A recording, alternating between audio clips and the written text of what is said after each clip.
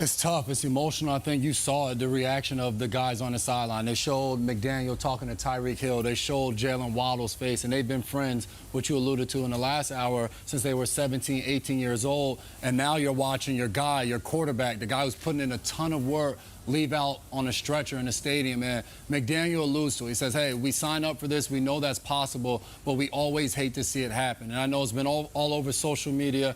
Everybody's talking about it. Everybody's a doctor. Everybody's a lawyer trying to figure this thing out. And I'm putting my helmet back on, I think, to go from a player standpoint. And I've been in those locker rooms. I've been in situations where I've been injured, and I've tried to do every single thing in my power to get back on the field, probably even if it was to my own detriment. And in those moments you need, whether it's a teammate, whether it's a loved one, a spouse, whoever it is, a mother, a father, somebody to step up and kind of protect you from yourself. You saw Tua's parents were there in pregame. He's hugging them and he's kissing them before the game. They had to witness their son being taken out on the stretcher. His wife probably could have been at the game or at home watching. She has to watch that.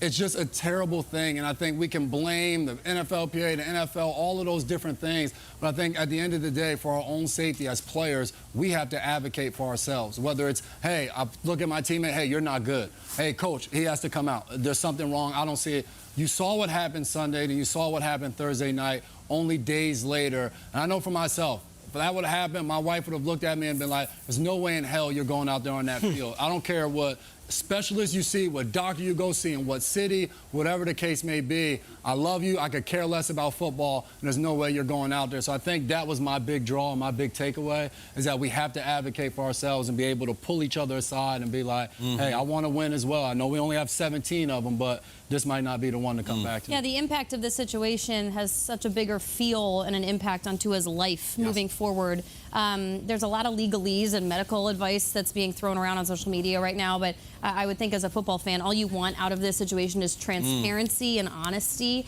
for how this was handled and his health and well-being moving forward. The game went on last night after Tua was taken off the field in that stretcher. He went home with the Miami Dolphins. The Bengals would go on to win this game, but there was a hush to the crowd of concern for the Dolphins quarterback. But the Bengals, the Cincinnati Bengals, they walk away with the win in what felt like a very taking care of business kind of game, Peter. Yeah, and just to echo both of your points, I think that this was the Tua injury game. So you get lost in the message that the rest of the players had to go and compete and play tackle football, and the Bengals, also with heavy hearts, obviously, for Tua, went out there and they performed at a really high level. And I think this was the version of the Cincinnati Bengals we expected before the season, not weeks 1 and weeks 2 where the offensive line couldn't stop anybody, or where Joe Burrow was running and looking haphazardly for anyone to throw to. T. Higgins played great. Jamar Chase made the big play when they needed to, and the defense came up with key stops and big points of the game. We watched this game, guys, at 1:20 in the morning locally here in London. I stayed up. You stayed up fully. I watched the entire game back this morning, first thing when I woke up, because I went to sleep with a heavy heart about Tua. And I went to sleep thinking, I hope Tua's okay. But for these Bengals players to come out of that, with Jamar Chase making that play that we're seeing right there, says a lot about the fighter and the champions that they are of this conference. I think the Bengals, they made a big statement on a national stage yesterday. Not just that, hey, we can win a football game, but that with all of this going on, we can come from behind and rise above. I thought the Bengals showed an incredible amount of fortitude, especially with what they had to start with an 0-2 start for this season. I got to pivot back to what Jason was talking about. You know, you're making the point, which I understand, that someone in his life or on his team get involved. You know a lot of those Dolphins players. Did you surmise that any of them would have been like, Tua, you sure, man? Is that really a player's role? Do you think anyone would actually do that? Like, it sounds great in concept, but for someone to say, hold on a sec, I'm looking out for you, Tua, I don't think you should be out, but I don't know if that's a player's job. You tell us. It's not his job, 100%. Right. It's not his job. There are people that are hired for that.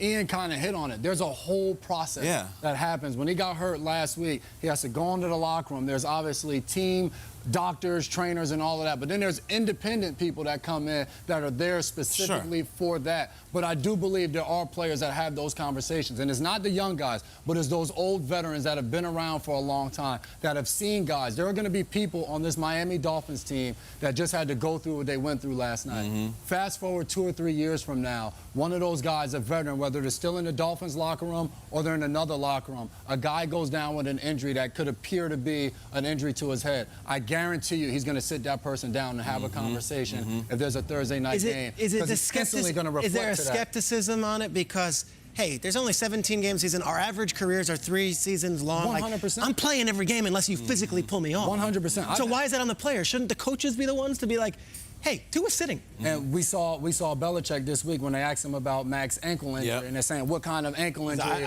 I'm not an orthopedic surgeon. Like, I have no idea. And that's the same thing for the coaches. They're in there, they're game planning, they're doing their thing.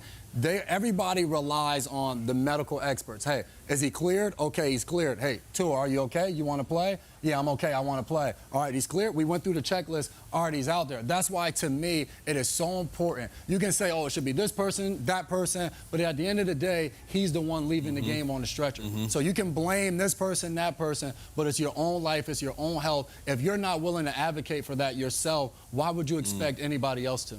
Jay, correct me if I'm wrong, but there is the baseline concussion examination that all players go through, and that essentially, those results are what, just to take you inside the locker room, stop me if at any point I get this incorrect, but once you're in the locker room for that evaluation, they are comparing your answers to this evaluation with when you are flatline, not concussed, and that's what they are comparing it to. So my issue here is that we saw Tua's head get hit. He did pass the test. He was clear to go back in the game, but it still made contact with the field on Sunday afternoon. So regardless of what happened, contact was made within 5 days of each other, and the impact, once again, on this young man's life moving forward, I think is what is going to rattle a lot of us moving forward whenever and if ever we do see him again. It's just the Dolphins play again in 10 days. Teddy Bridgewater came into that game, and everyone was shook, and rightfully so, I think.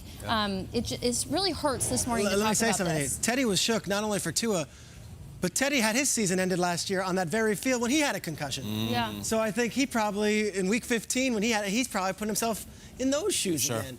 It's always around us. We can push it. It is around, and I think the league has great intentions with the head and safety. 100%. They really do. But in the moment, we've got to come up with more decisive decisions and say, hey, what's best for you, young man, is on 4 days rest. Maybe we don't go out there and play. Yep, Agreed. absolutely. Agreed.